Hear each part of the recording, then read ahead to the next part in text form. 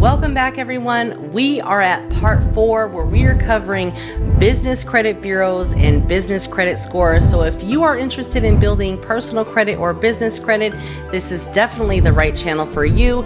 Make sure to visit the description below to join our community and learn more how to connect. Now, today we are going to be covering Experian, and if you might think that that name sounds a little bit familiar, you are 100% correct, because Experian is the same company as our consumer credit. Experian is a powerful company, and they have been around for a very long time. So they have more data about us than we probably have about us. So not only do they offer consumer credit reports, but they also offer business credit reports. So what that means for us is, again, personal credit is the foundation of our business credit. So when someone comes to me and says, hey, I need business credit, I need to build business credit, we need to talk about their personal credit, or they would need to have a credit partner for the business. Now, credit partners would be someone that is legally, able to sign on behalf of the business. So basically, depending on what type of entity you have, they would just need to sign their credit and personally guarantee with their credit on behalf of the business. And you can have multiple credit partners that apply for different credit products for the business, or you can do it yourself. It really just doesn't really matter, to be honest, but somebody is going to have to either provide cash flow, collateral, or that credit. So those are the 3 C's that are really important when it comes to business credit. And let me tell you guys, when you guys see other people who are flashing these approvals and these big numbers and all of that stuff, you have to understand this is solely based on a business's revenue, their cash flow, the business's credit, and or the business owner's or operator's credit, and or their collateral. And there is a big difference between small business credit and corporate credit. Corporate credit starts at about $2 million a year, while business credit, generally if your revenue is under $2 million a year, you would qualify as a small business. And that small business is either going to have cash flow, credit, or collateral in order to qualify for funding. Funding can be really the key to your success with your business. For expansions, a lot of times we don't want to have to put our last dollar in our savings account into expansion of our business. Those are separate. What we want to do is we want to qualify for funding, and even if we have to personally guarantee it, so that way it allows some more flexibility. Now, the way that the 𝗥𝗲𝗀 score works, and that's the credit score from Experian, is they're a little bit tricky. Now stay with me, because they are going to pull over 800 company and owners data points from public records. So yes, a lot of those third-party data companies share data. Okay, yes, you can opt out of some of them. They're also going to use the information that's on your personal credit file. Yes, they have access to all of that, honey, okay? And public filing. So if you have bad blood with the government or anything like that, it's no good. Experian is going to formulate all of that information and data together. So it's a combined data of your business data points and your personal data points. That's why it's so important for you to have positive on both sides, because as we review these business bureaus, you will come to realize that 2 of them are the major consumer credit reporting agencies, Experian and Equifax. So of course they have our public information on file, our private information on file. Of course they have our credit data on file that's readily available, and they're going to look at that as well. So how this is broken down and calculated, Experian holds that tight-lipped, okay? The exact details on what all of the data point breakdowns are kind of kept secret and private from Experian. Unlike the consumer side, they have to give us a breakdown of how it's calculated. But on the business side, things operate a bit different. So they really are tight-lipped. However, Experian does provide general information on what factors impact the credit score the most. So let's get into it. Now, what the 𝗥𝗲𝗀𝗁𝗲 is primarily made up of are three components. And I know that might sound a bit easy, but I wish it really was, right? Payment history is always going to be your number one.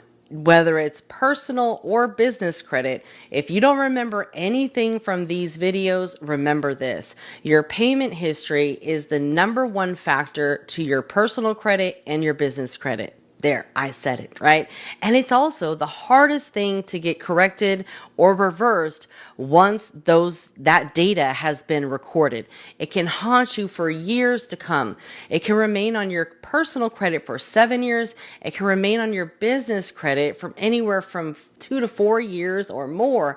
So I really don't want you to have to go through that. I want you to be able to be educated and avoid paying beyond the terms when it comes to your business. So of course, payment history is going to be the number one factor that Experian looks at, just like personal credit. Therefore, you need to make sure that your butt has everything on auto pay. It's time to adult, my friends. Don't be afraid of auto pay. Number two is negative accounts. Just like with personal credit, these credit bureaus and creditors don't want to see any sort of derogatory account information that shows your ability to not fulfill your part of the bargain.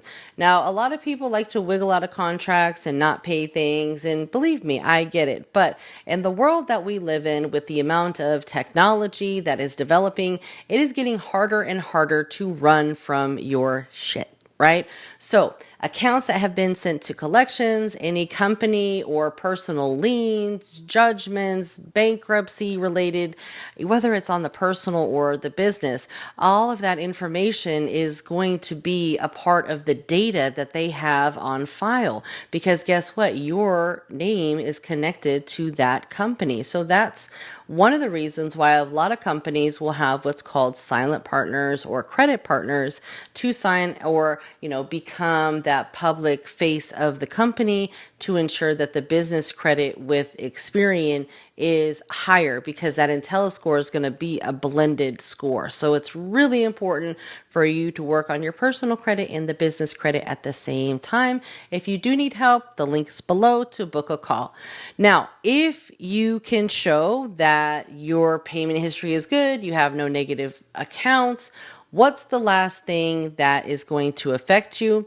Well, that's going to be the usage of your credit. So this factors focuses on your credit utilization. Just like the personal side, how much are you leveraging? How much are you using of your available credit? What is available to you versus what are you using, basically? What are your balances compared to your total limits? And if you are overusing your credit for a long period of time, that also doesn't look good. However, with most cases, businesses are always going to use more money than you are on the personal side. So that's why I tell everyone, fix your personal credit, decorate your personal credit report with trade lines like credit cards that you can keep at a zero balance.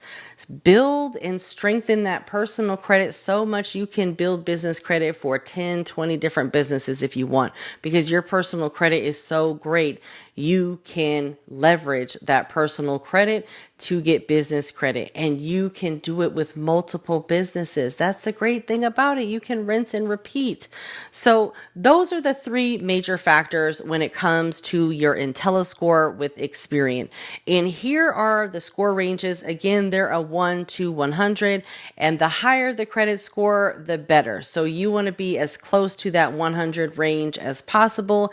Anything from like a 70 96 to a 100 is going to be a low risk. Whenever you're talking about business credit or credit in general, you always want to be a low risk, because when you are a low risk, the likelihood of you repaying your debt as agreed is very likely.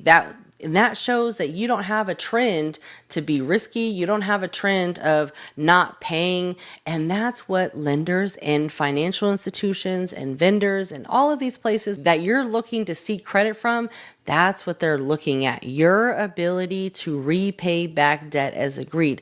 Even if you have, say, one late payment on one trade line on your Experian, that's going to bring down your score because you only have one account, and that one account is reporting that you paid past the terms. So it's really important, guys. Okay, mark your calendars. Make sure you are taking action and putting things into play so you do never, ever get a late payment on the business side or the personal side, because I've told you, probably if you've watched my other videos, I've worked with so many people, and a late payment on the personal side can, oh, I don't even want to say it, but it can drop your credit score over 100 points. It's crazy how much one late payment can affect someone.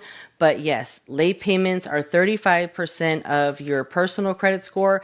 And really on the business side, you can look at late payments like they are probably be 75% of your business credit score. So it's extremely important to just know whatever credit obligations you take out on the business side, it's important that you are committed to paying that on time. Okay, so in the next video, we are going to be talking about the SBFE, that is the Small Business Financial Exchange. So make sure you have subscribed to the channel, leave me a comment below, and most importantly, take action. See you next time.